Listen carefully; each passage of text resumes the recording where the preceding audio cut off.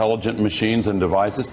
The genetic engineering revolution is leading to the crossing of boundaries between species, the selection of traits, including in human beings, that puts us in active control of evolution. We're seeing not only the globalization of the economy, but the deep interconnection of productive activities all over the world, producing Earth Inc., which has a new relationship to labor and capital and natural resources and nation states. We're seeing the rise of China and the shift of power from west to east and distributed to emerging centers of power all around the world.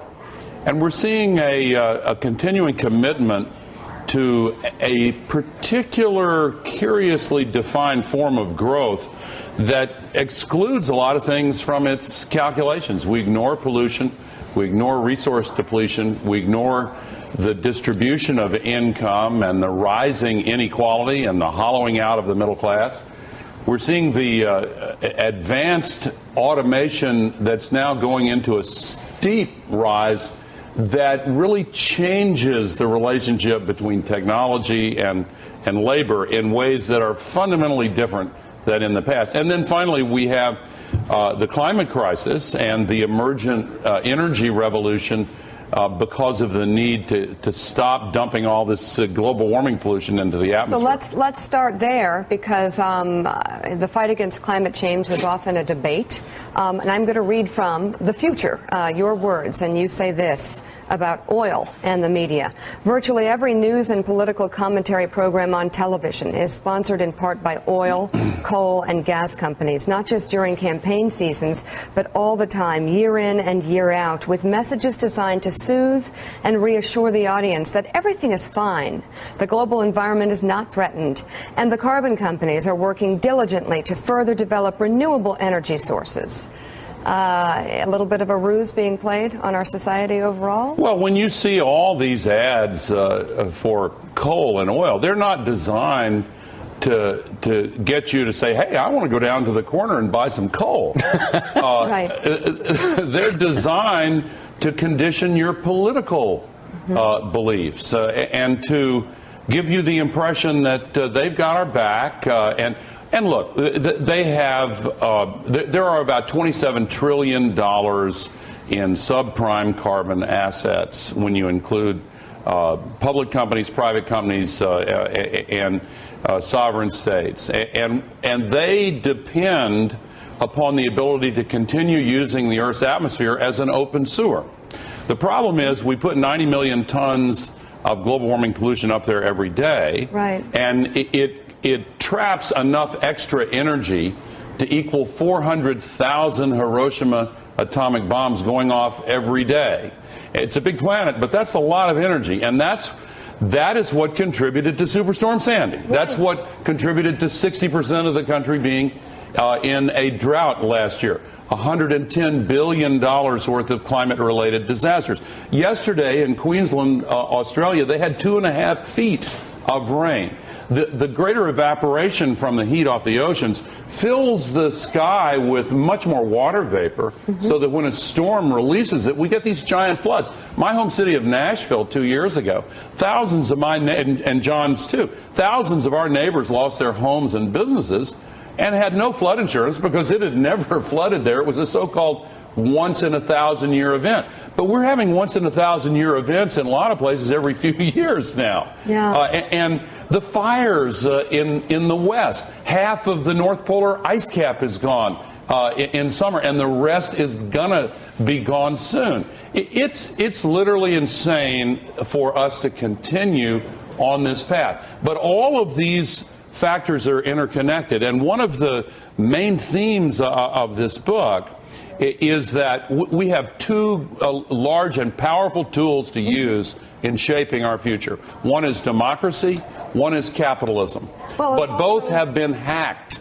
and both are in need of reform. It's also choices we make. My brother is serving in Sweden as ambassador and is desperate for me to come there and go see the glaciers that are melting. So I understand what you're saying on many levels. I have to challenge you a little bit, though, and ask this question. You just sold Current TV to Al Jazeera, which is funded by Qatar, which is funded by oil.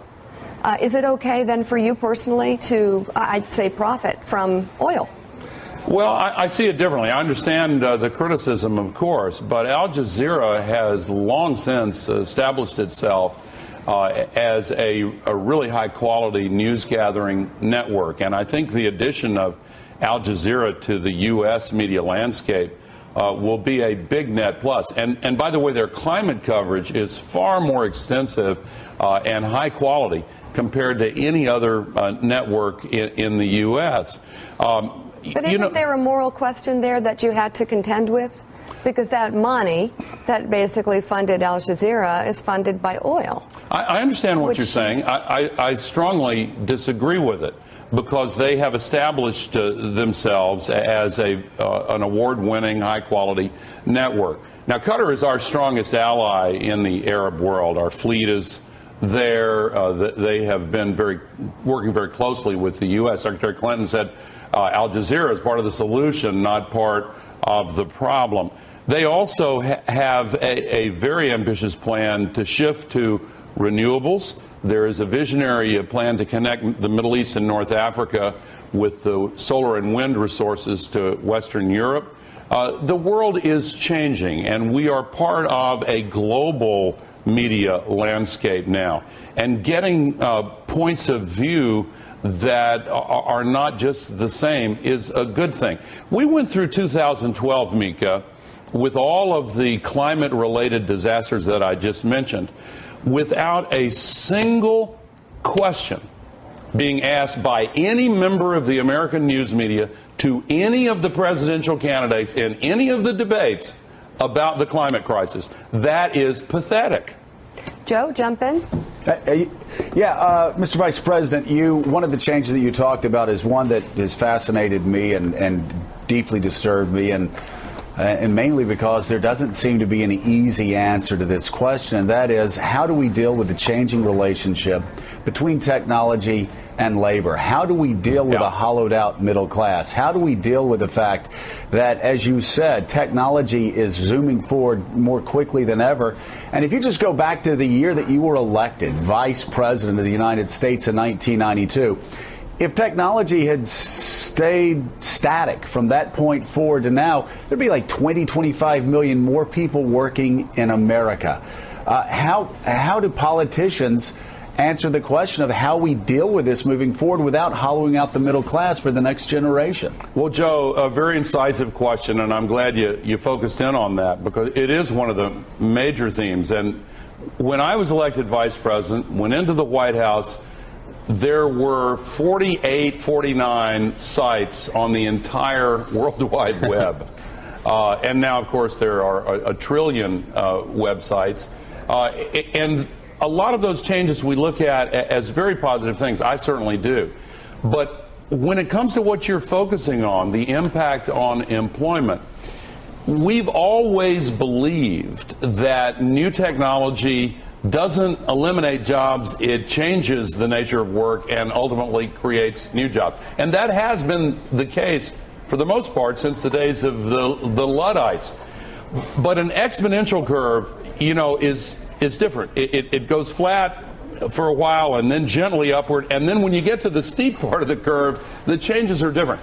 And what technology is doing now is not only extending our capacity to grip and lift and locomote, but also our cognitive capacities. And the introduction of increasingly effective forms of artificial intelligence into the workplaces of the world are really having a very profound impact on employment. Foxconn in China, which makes a lot of the smartphones and devices and so forth, they just announced that they're installing 2 million robots in the next 3 years. The same accelerated introduction of advanced automation that we've seen in the developed countries is now moving into the emerging markets and developing markets. And it's going to have a huge impact not only on employment opportunities, but on the economic cycles that depend upon wage streams being used to purchase goods. All right. Speaking about economic opportunities and employment, just about 60 years ago, under President Eisenhower, we began the Interstate Highway Program, which changed this country. It allowed people to move to suburbs. New suburbs existed. We don't have yet in this country a comparable interstate highway system of the internet to connect people in Oklahoma, Tennessee, whatever. They're still on dial-up out in many places in this country. How would that change the economy of this country if we were to implement a truly assertive program to wire everyone up? Allow me one personal note. I'm proud that my father, as a senator from Tennessee, was the author of the Interstate Highway Act. And I remember as a child accompanying him to some of the hearings of his subcommittee. And it was I remember when they voted to make the signs green on the interstate. And in fact, that accomplishment was one of the reasons that our country undertook the effort to build what was once called the Information Superhighway. And actually, in the 90s, we passed legislation. The Republicans at the time, I don't think Joe did this, but it was called the Gore tax.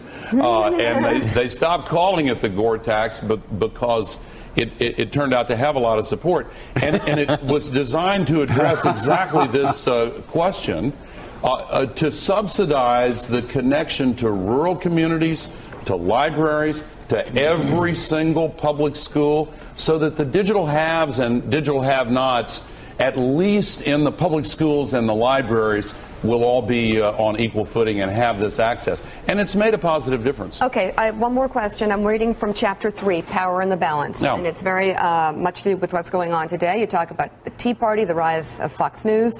And you also say this: the inability of American democracy to make difficult decisions is now threatening the nation's economic future, and with it, the ability of the world system to find a pathway forward toward a sustainable future. The exceptionally bitter partisan divide in the United States is nominally between two major political parties. However, the nature of both Democrats and Republicans has evolved in ways that sharpen the differences between them. Talk about the president, the Democrats, the Republicans. How do we fix this? Yeah, the partisan divide, and you guys have talked about this on this show quite a bit. By the way, I quote your dad in this chapter. Okay. Yeah, he has been very influential with me. Thank you. I think that first of all, the scientists now know that there is in human nature a divide between what we sometimes call liberals and conservatives. And it gives an advantage, you can speculate, to the human species to have some people who are temperamentally inclined to try to change the future and experiment with new things, and others who are temperamentally inclined to say, hey, wait a minute, not too fast. Let's make sure we don't do anything rash here. And this divide is found in every country, every culture, every ethnicity. It's part of our human makeup. And when these natural tendencies are accentuated with political ideologies, or for that matter, religious factions and the other divides that are sometimes used for advantage, then it can get out of hand. Our founders, James Madison particularly, wrote about the dangers of faction. They understood this vulnerability in human nature. And we're now living in a period where these divisions are being exploited in ways that are extremely harmful to the country. Our democracy has been hacked.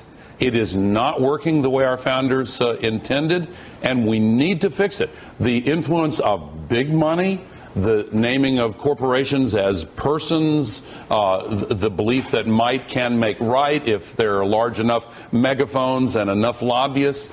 That is a subversion of what our country is supposed to be. I see the big picture that you lay out. Is there anything tangible the president can do, just to name one of the three factors of this? anything. You know, you can criticize the president on many fronts, and many of us have. I think you have to give him credit for trying over and over again to reach across that divide. And I've heard you guys do that regularly on this show. I think that we need more such efforts. I honestly believe, Mika, that one of the healing forces for our politics is the progressive shift toward the internet. And I say that in spite of the fact people associate the internet with all this vitriol. Actually, I think that it empowers